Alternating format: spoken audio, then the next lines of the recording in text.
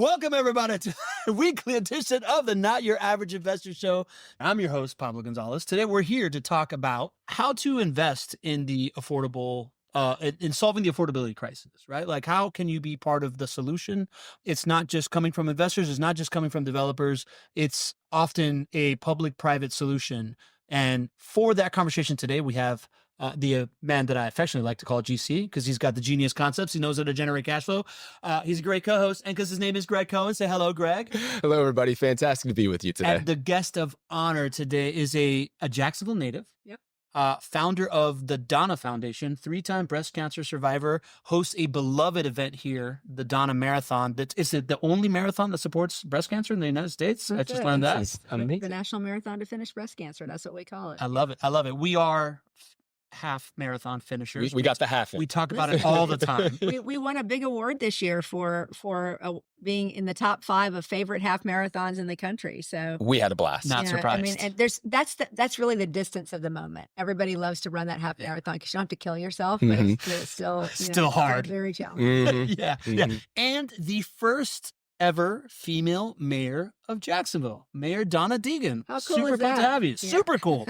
Super cool. Welcome to the Not Your Average Investor Show. Thank you. It's great to be here. It's really awesome to have you, Mayor. You know, we talk a lot here about obviously real estate investing, but how important the market is for real estate investing, and how a great market to invest in is kind of like the thing that everybody is looking for, right? Like a rising tide floats all boats. And in today's conversation, we want to talk a little bit about how great the market is, the downsides of a great market, right? The things that we got to look out for, this affordability crisis, and how we can all be a part of it, and the public-private partnership that's really important, and things you're bringing to the table.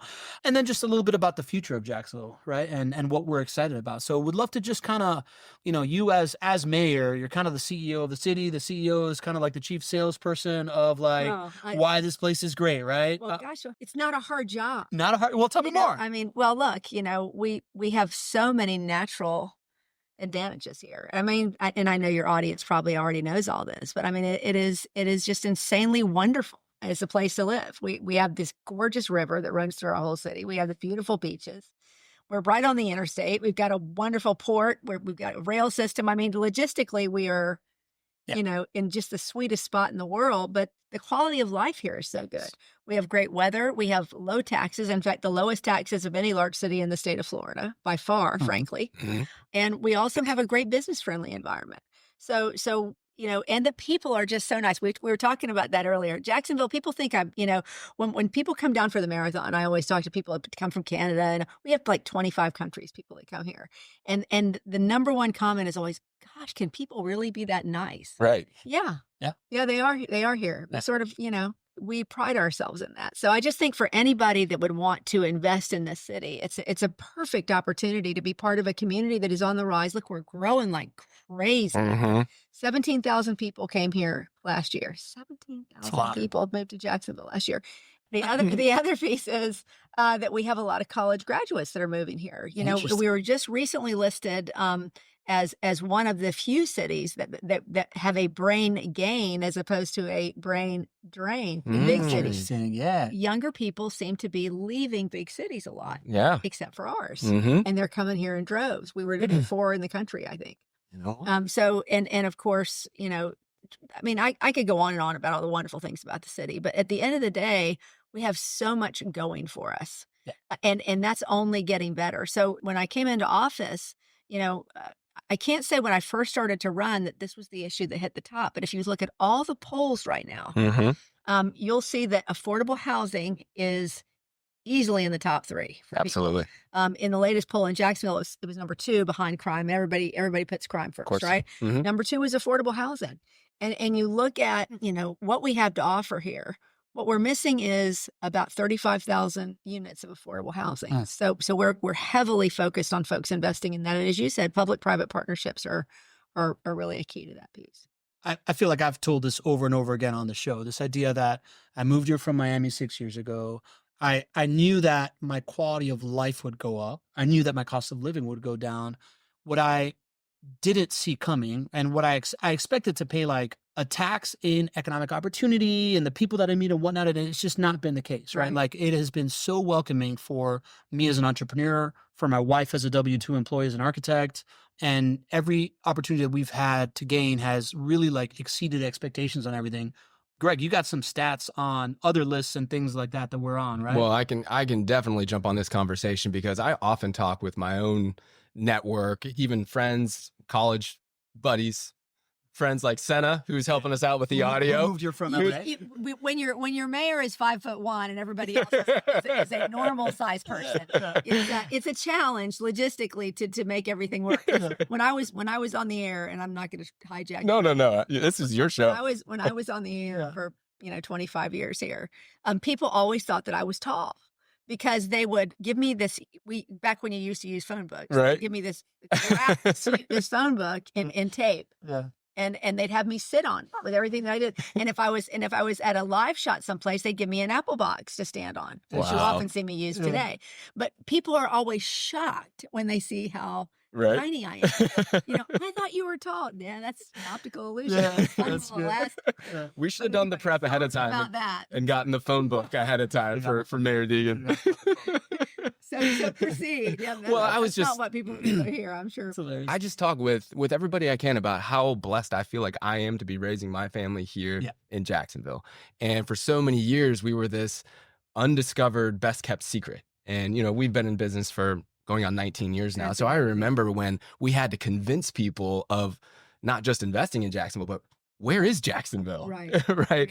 And now people see this, they believe it, that it's on all of these wonderful headlines about how Jacksonville is one of these cities that is on the rise. We have wonderful leadership in place. And the stats, I'm a big stats nerd on the show, so our audience knows it. But I mean, the stats, when we talk about how well Jacksonville is doing and growing, I mean, Jacksonville's population has grown 5 times the national average since 2019. And our median incomes, which I know we're going to talk a lot about today and how important it is to drive median incomes, our median incomes have doubled the national average. The growth of the median incomes have doubled the national average since 2019. So there are so many wonderful things from a numbers perspective. But if you live here, you just get it. And you're proud to be from Jacksonville. Yes, and, absolutely. and you want the next best thing for Jacksonville, All which that do. there you go. There you go. Yeah. Well, so you surprised me when you said that stat of the brain gain. Me too. I thought you were going to go to that Wall Street Journal report saying that we were the second hottest job market in the United States. That too. Right. There's so many. There's so It's hard to much. choose. Yeah. But I did love all that because Yeah. because what that says is when you have young people that are coming out of college that are choosing you. I mean, I talked about this. I had the opportunity to speak at my alma mater, FSU, for commencement this year. Oh, amazing. And one of the things that I pitched is I said, listen, I talked about all these things and I said, come home. I know a lot of times you think about all these other cities, you can't find a better city than Jacksonville. Yeah. Come home. Oh, no. And apparently a lot of them are doing that. And also people from elsewhere are seeing what we have here. Young people are looking for a community where they can build a life Yeah. that is a place where they can afford Yeah. and also have a great quality of life. And we have all those things going for us here. I totally get it. I go to a lot of conferences around the country. I'm hard pressed to find a better market to build a foundation for a family, for a career, while enjoying your life, right? And as somebody that came from Miami, and I used to be very intimately involved in like economic development down there, it was really about reducing the brain drain and getting to the brain gain, right? So like that's a major thing. Now the other side of it, the other side of this like explosive growth and all these wonderful things that are happening, it's that sometimes folks from the place, they hear all these people moving here, right? Like we're talking about a brain gain, right? Like within that is this idea that our brightest stay, which is awesome, but often people feel left behind, right? Like the downside of a booming market is this affordability crisis. Absolutely. And the folks that got left behind. And I find it really interesting that you run on this platform that really, really understands that piece. And I would love for you to just kind of like talk about from the public sector, what you think the solutions are and what we've got going there. Well, part of the solution is that we have to begin investing general revenue dollars in this issue. I mean, and hopefully partnering with outside entities as well. But Jacksonville had never used general fund dollars Mhm. for affordable housing. I mean, you had some communities around the country investing 30, 40, 50 million dollars a year in Wow, affordable really? housing, and we had not invested anything. So when we created our transition committee, Mhm. and Alex Safakis was on that committee. He was, in fact, I think he chaired the committee. Mhm. One of the things we talked about was the need to invest as a city in affordable housing, Mhm. and to create those partnerships would make it better. So $6 million, I know it's not everything, but it was a big, it was a big investment for us in the transition, in the initial inaugural budget as a pilot program. Mhm. And so I think we've seen a lot of progress out of that. But there are other things, there are just, things that don't have to be huge, but they can give people a little leg up Mhm. in terms of making sure if you're in a situation where you do get yourself into a funding crunch, or where you can't pay a payment, that you've got a little bit of help there, or you get some help for a down payment, or you get some help for any number of issues that you're dealing with when you're trying to afford a house. We've got 50% of our people in Jacksonville are paying at least 30% of their income on housing, Right. which is starting to be a stretch. Yep. Then you've got another 40%, I think, that are extremely stressed and paying more than 50% of their money in terms of what they're paying. So for a young person, that's a deep dive. We've tried to create some of these programs where we offer, and I know you all have done that too, where we offer a little bit of help. Mhm. That's got to grow. Online right now are about 4,000 mostly affordable housing units that are going to be coming into the market Mhm. over the next year. Mhm. That's pretty exciting. Mhm. Got to do a lot more. Right. So one of the things that we're looking at, which I'm really excited about, and I hope we can get it across the finish line with City Council. We put it in the budget last Right. time, but it got taken out of the budget. Um, Challenging budget year for Mhm. sure. But my feeling is, you have to invest in those things where you're going to get the best return. And I think affordable housing is one of those things Mhm. for sure. Right. So we had a model that other cities have been very, very successful in, where we put in a $10 million loan. There's 30 million that comes in from the private sector. Mhm. That turns into, you turn that over 4 times, that turns into $160 million. But you're creating 1,000 affordable housing units with that fund. And eventually the city gets that money back. Right. So it's a great investment. Mhm. And we've already got a lot of those folks who want to make that investment lined up. Yeah. I was Uh, reading on it. Yeah, so I mean, it's a fantastic program that has shown some success in other cities. We have to get into the mindset of, you have to spend money to make money, even in challenging budget years, because that's how you grow. That's how you grow. That's how you get the money back into your coffers, right? Right. You have to invest on the things that bring you the greatest return. So I'm very hopeful. We're talking to council about that now. We're trying to figure out a way to bring it back. And I think hopefully we'll have some legislation crafted very soon that will bring that legislation back. Absolutely. And is that the Affordable Housing Jumpstart Program? Is that the program that we're talking about there? This one largely deals with gap funding. Gap funding. Yeah. I am just so, and as a business owner here, somebody who obviously is a developer in real estate, but is also an investor and has many clients here. It's just so nice to hear that these initiatives are coming from the mayor's office, right? And to understand that it's not just about the incentive dollars, or it's not just about the dollars there, but then there's an incentive for the private sector to get involved, Right. together, to come together, and then of course create 1,000 new units from this initiative. And 40,000 units, 40,000 units, that's going to take a lot of support from every department there. So, and when you relate it to, the first or second most important topic for those in Jacksonville today, affordable housing, the initiatives that we want to do and spending that money, even though it's a tight budget year, makes so much sense. Again, because affordable housing is one of the reasons so many people love Jacksonville. Right. And we are largely an affordable place compared to our brother and sister cities out there. But how do we stay as an affordable city, knowing that this type of population growth, this type of brain gain is coming to our city? What can we do today to make sure that we're set up for the next 10 or 20 years as successful as we've had as the last 10? We have to invest, and we have to collaborate. it has to be that effort of everybody coming in. And that's why it was so important to me when I came in with this issue, and really every other issue that is involved in growth, is we wanted to invite the development community in to help us make those decisions, because we obviously want you to be successful as well. I think people often want to set up sort of an adversarial relationship, Yeah. between like renters and landlords or Right. developers. And that's just, it's all very much interdependent. We want everybody to be successful. And the only way to do that is to bring everybody to the table.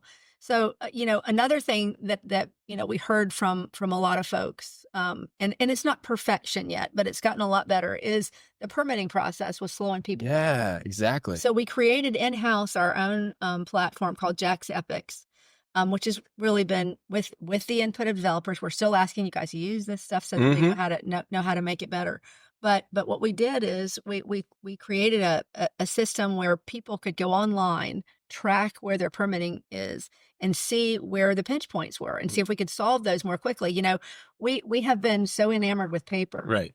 for so long. If I could tell you how much paper is on my desk right now, you would not even believe it. So to even get city government is one of those things. Government, I guess. I've never been in government before. So when you run a nonprofit, you have to be so nimble, right? Yeah. You get into government and everybody goes, well, we've always done it this way, and this is just how we're going to do it. Right. The bureaucracy sort of grinds everything to a halt. So we said, let's see if we can get into this process and remove the friction that is causing these permitting, issues. So we've been able to reduce residential permitting time by about 25%, which is pretty good. Yeah. We still have to improve, and we're just getting to where we're rolling that out in commercial. But it is absolutely my absolute promise that we are going to get to the place where we are cooking with gas on these things in a way that gives people confidence that they can invest, because it's incredibly important that we make it as seamless as possible. As you know, Jacksonville, it's not the first place people necessarily think of. Sure. Yeah. Right? Yeah. So we have to show them all the ways in which it's better to invest here. Well, I can speak from the developer community and from somebody that's building about 400 houses this year. My team is raving about JAX Epics.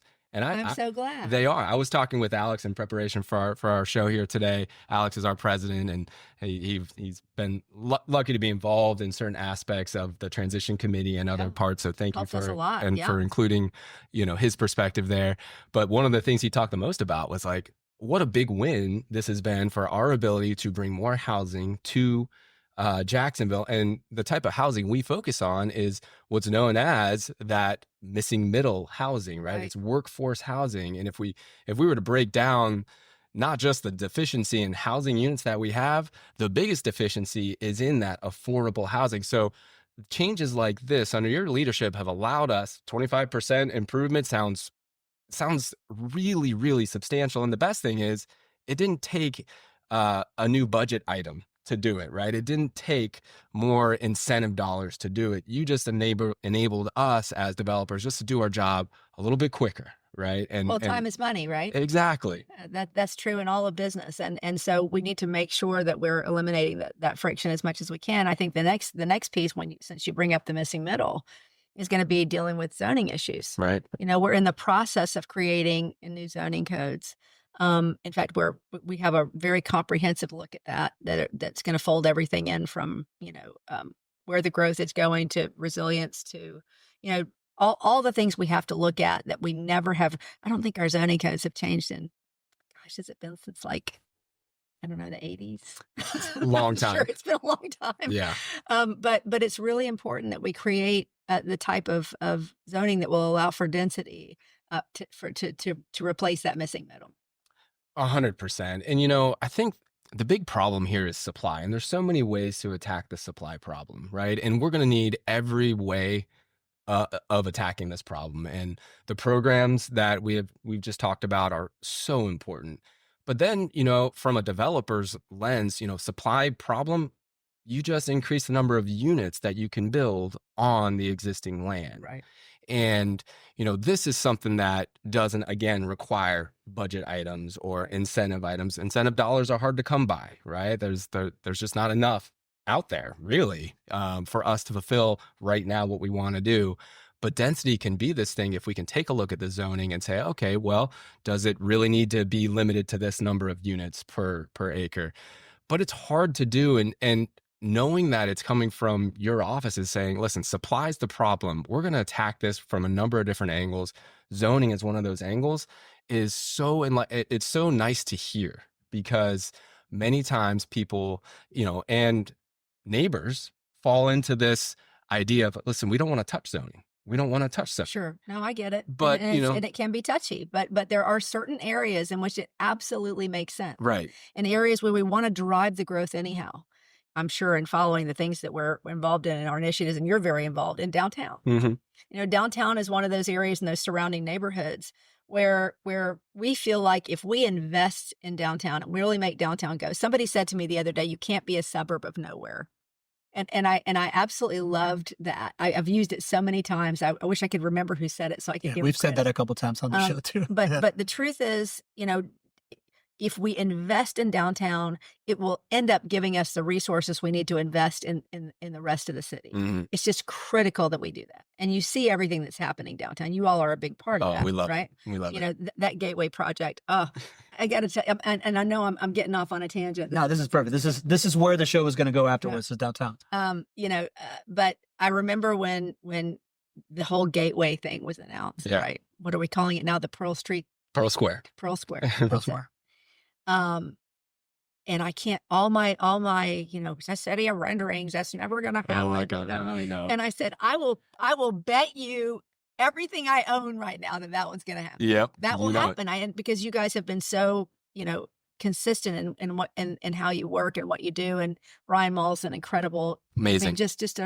He's done such amazing things in Tampa and elsewhere. And I just knew that was going to go. And the day that we broke ground on it, I can't tell you how many people I called and said, about this. Exactly. But so we have that's starting to come out of the ground. We have this whole riverfront park system. Amazing. And the greenway that's going to be the Emerald Trail that are all going to connect and bring, all sorts of opportunities there. You have the Four Seasons that's going up. You have what else? I mean, I should have brought my Riverfront Plaza. I mean, you have on the South Bank, you have that big related tower that's going. Haven't even touched the stadium. Right. Yeah. No, we haven't started that one. But, but the stadium, absolutely huge. And the surrounding developments. Well, right. So all of those, you have River's Edge. Yeah.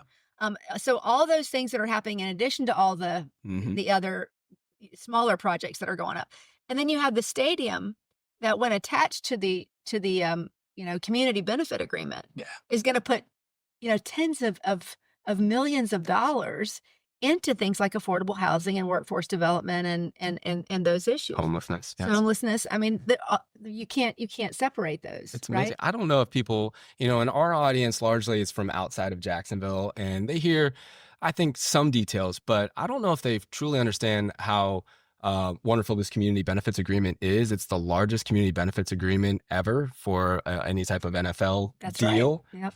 And this was under your leadership and, of course, working with the JAX. But what a win for the city, not just to have this beautiful stadium of the future, but to be investing in those neighborhoods downtown and right surrounding downtown to make sure that those folks are set up for success as we grow as a city. Well, listen, I will say that as somebody who's a fifth generation native here, the fact that we made so many promises when the city was consolidated in 1968, and we haven't kept a lot of those promises, has always bothered me. And it was one of my big promises when I came into office is we're going to focus heavily there. The East Side is probably one of our most, if not the most, historic neighborhood that we have. And it sits right next to all this development that's happening. We need to make sure we bring those folks into the success, right? And so along with they are partners with us in that. Right. We're not telling them what we want. They're telling us what they need. And so all of that was just that community benefits agreement. I know a lot of people looked at that number and went, because what we did was we went to the NFL and we said, look, we know these are normally $50 million. Right. If we will match you, dollar for dollar, will you come in at 150? And I know it's big inhale when you look at spending that kind of money, but you look at the return you're going to get on that in the generations to come. Amazing. Makes me wish I was 20. I could be here to see. Well, we're hoping that you'll be mayor for at least 8 years. So I'm hoping that too. I don't think I can be mayor for long. I don't think you can. So at least 8 years, and then we'll let you take a break.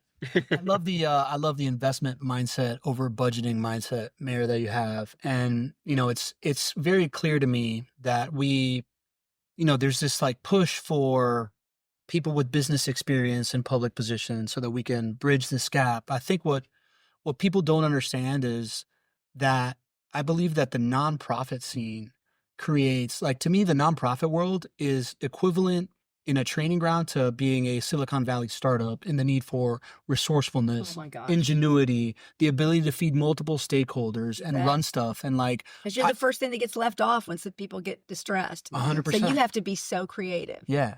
And I agree with you 100% on that. And it's one of the reasons we've been so excited to work with nonprofits in this process too. Yeah.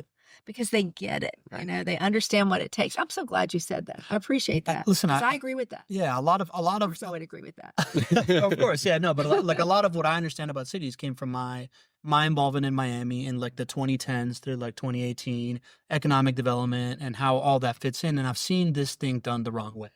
Right. Like Yeah. I've seen a city being built for people from the outside. Right. I've seen government that what they care about is they're kind of like institutionalized, lining their pockets and corrupt deals. And like to be able to see the other side, this collaboration between the public and private partnership that's so genuine. It's so local focused. It's reversing all the trends of the things that happen in the other places that struggle with this, and the private sector, quite frankly, right? Like one of the things that I obsess about with JWB is this idea that their incentives are completely aligned as developers as well. The fact that they can take long bets before everybody else because they understand that a downtown that works increases real estate values, and they happen to have real estate all over the, Right. all the way around downtown. So just the alignment of incentives to me is like really, really real. And it's really encouraging as a resident, as somebody that wants to live here for the rest of my life, as somebody that's invested the majority of my wealth for now, in the city. It's really incredible to see happen, this collaboration. Yeah, I agree. It's been one of the most satisfying parts of the job, I have to say, just watching everybody sort of, because there's so much love for this city Right. in every sector of this community, and to see it all brought to bear in a way like this is exciting. Well, I mean, correct me if I'm wrong, but this was your vision in running. It was not just are we going to grow as a city, but we're going to grow together. Right. Inclusivity. Absolutely. Right. And I think I'm feeling that. We as the business community are feeling that. I'm so glad. I see it in, and I get, maybe some additional information of like what's going on behind the scenes from Alex, because he's very well connected and all those good things. But but all I hear is just like, wow, it's not just it's how do we get stuff done as a city? It's not about Republican or Democrat. It's all sides. Yeah, you've put everybody on your leadership committees comes from various different political backgrounds. Well, and frankly, right? also in my administration, Right. I have Republicans and independents in my administration. Right. I just think you have to bring all the voices into the room. And and I've said this forever, and this is probably comes from a place from the nonprofit community. When you're talking to a breast cancer patient, you don't care if that person is a Democrat or a Republican or independent. You're trying to solve a problem. Right. And that should be local politics in my mind. I just don't, we all belong to a party or an independent, right? But at the end of the day, we're talking about things like sidewalks and streetlights and development and all the things we all want. Right. Yeah. And that really was my message coming into the city council, who is largely an opposite party from me. Right. I don't care what parties we are. Let's decide the priorities that we have together, and let's push those things through because that's what our job is. And I think we very much, at least largely, have had that mentality. And the business community has been wonderful to partner with us on so many things. I think in addition to bringing in the vision, I also really love to be the head cheerleader for the city. I think we need it. I think we need all of it. So I think I bring a pragmatic approach to what I do, but I think I also think it's really important for this city to believe in itself. And for a Interesting. long time, I think it hasn't. Really? Yeah. Tell me more. So when I was growing up, I mean, we used to always, that's where this whole city of renderings thing came from. Yeah, right. When I was growing up, everybody would always just, oh, well, Jacksonville can't do that. We can't do that. I think getting the NFL team, and I've said this several times, getting the Jaguars, I think was the first time many people, because we all went through the whole iterations of every time an NFL team would come here and basically use us for fodder. Gotcha. Mm. And when we actually got the Jaguars, I think it was the first time many people in this city said, you know what? We are pretty cool. Yeah. We are a can-do city.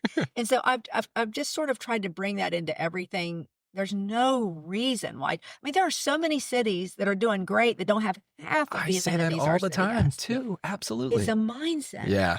It's a mindset. Sometimes the toughest thing is convince the people that are Oh closest my to gosh, it, right? it's so That's true. why we So see easy to all see of from the these outside. people from the outside, Nashville, Charlotte, all these other successful cities see what's going on in Jacksonville, and they're the first ones to make that investment bet. Right, And it's, right.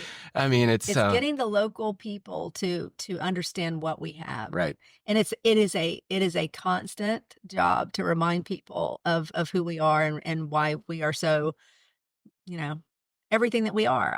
It is interesting, but I do think that we are building that in Jacksonville. I think people are feeling that confidence, and I hope so anyway. I do too. I do too. And I just wanted to just talk about the way that you're accomplishing certain things. It's just this wonderful feeling of inclusivity, like we talked about, and like things are getting done, and people, certainly not everybody agrees, but people feel included. People feel a part of it. People come out of these deals that you have put together, and everybody looks like winners, right? When we think about the stadium deal, everybody looks like a winner there. And I think the only way that happens is with strong leadership that really values this inclusive approach.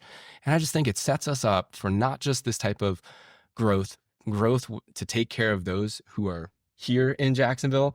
And it's one where it's sustainable, it's enjoyable, and people don't feel like they're left out. Yeah, no, I think, but it's also the only way forward, right? Because if you leave people out, then you're constantly going to have, jabs from here, there, and everywhere. Right. You're going to get some of that in politics, no matter what.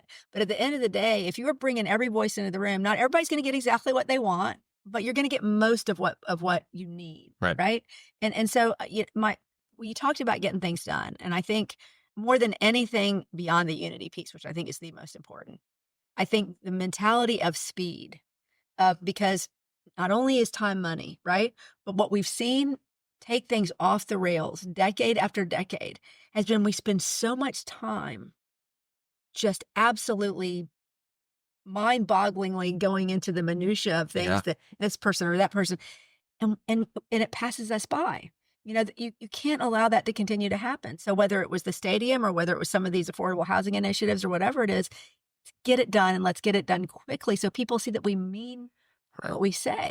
Yeah. And I think that when everybody's involved in that process, it is, like you said, it's a win for everybody. Yeah. I think it's so important with some of these things that have been accomplished too, the way that they're getting accomplished. I can kind of share a story for JWB and Alex, who drives a lot of our downtown development.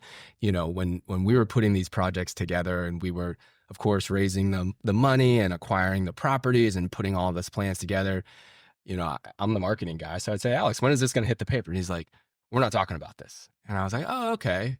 But I know that renderings are a part of the process. And I'm like, hey, buddy, I know I've seen the renderings. When are you going to talk about it? He's like, we're not going to talk about it until it's literally the last second I can talk about it. And the reason is because I want to change perception for how developers can work here in conjunction with the city, so that when we actually put a rendering there, we can show up with a press conference and breaking ground ceremony soon thereafter. That is so right. So key. And that's a part of changing the perception, I even agree. of those who are most closest to it, but have the most influence. But it's also part of changing the culture, and I think that's important too, because I think you do have to signal to folks that are used to running things in a certain way bureaucratically that we're not doing it that way anymore. Mm-hmm. It has to be faster. It has to be streamlined. It has to be business friendly, and it has to be good for the community. And I think that once, I will tell you, although some of the attorneys in the general counsel's office may never speak to me again after how fast I pushed that stadium deal through, I think that they literally felt that it was impossible. Yeah. And the reason is because we had gotten so used to this. We're going to lob it over here, and the attorneys are going to keep it for 3 weeks, and they're going to lob it back. Listen, now we have a deadline, and we're going to meet that deadline. So everybody just get in a room. but you know what happens when everybody gets in the room? Stuff happens. We figure Stuff it out. gets done. We figure it out. If you know you have to figure it out, you figure it out. Right. And I think that constant communication and showing what happened at the very end of that when we got it done is, several of them came to me and said, "Hey, that turned out to be a really good deal." And I said, "And you know what? We did it on time." And it's that muscle memory of being able to do that hmm that gives people confidence going forward, I think. We still have a lot of stuff to do. Look, not things are never as perfect as you want them to be, right? But I think we're making progress on that front. I think we're making progress on that front. I just want everybody to understand it's a fabulous city. It's a fabulous city. You got a lot of believers. You got a lot of believers in you. You got a lot of believers in the city. Well, thanks for all you guys do. I really do appreciate you, and you have really worked to be part of the solution in these affordable housing issues. It's like seems like every other week you're coming up with something, some new program to help people to be able to better afford their places. And I think that's really what it's all about. Get everybody believing and rowing in the same direction. So You're bought in. we're we're just happy to be a part of the solution, like you mentioned, and we feel like we have this wonderful platform. We manage over 5,500 homes. That's tens of thousands of family members. And when you have the ability to impact lives like that, and you are just one great idea away from creating really rippling effects for generations and generations, we get to sit in a really fun seat. And You do, and I know you must get thanked all the time. I had somebody that actually walked up to me on the street the other day and said, "I want you to know because of these initiatives that I'm actually for the first time able to buy a house, really, and I'm so excited." And I it got goosebumps. I mean, there's just nothing that makes you feel, yeah. really more settled, more rooted, more invested in your own community than if you can buy your first home. That's what we think too. So yeah, just so excited to have your support, especially on the Homestead program, which we just announced not too long ago, which is the ability for our residents to Yeah. be able to build wealth, build equity, just simply by renting with JWB and paying rent and turning that not just into I don't know, a loss. Many people think, oh, I just pay rent and I lose out on potentially building wealth. Well, now through the Homestead program, folks are able to take those rent payments and turn that into $100 a month goes towards their future home purchase. And It's an so, incentive. Yep. yeah, it is something that just stacks onto all of these good things that we're moving as a city in this direction, and we're just excited to be a part of it. Thank you. Me too. I'm just so pumped. Like I'm just fangirling over here about everything that we're talking about because it's I thought we were coming into we came in here to talk about economic development in the city that we love and the public-private partnership and getting people to be homeowners and plugged into the economic flywheel. But at my heart, I'm a business nerd, and and everything that I'm hearing is this like startup culture of like the new generation, but looked at it from a economic development, macroeconomy standpoint for a city that I'm fully bought in on, a city that I recently became a homeowner in. And I love that. this has been really, really cool. So Thank you. thank you.